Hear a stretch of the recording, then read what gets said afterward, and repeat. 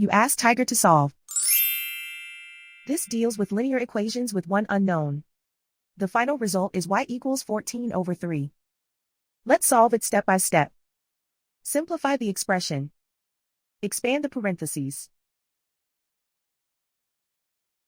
Multiply the coefficients. Simplify the arithmetic. Group all constants on the right side of the equation.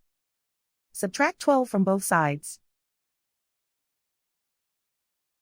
Simplify the arithmetic.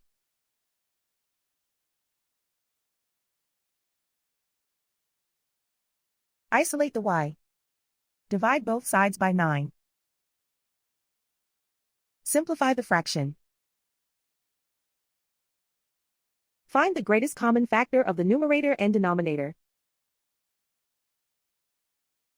Factor out and cancel the greatest common factor.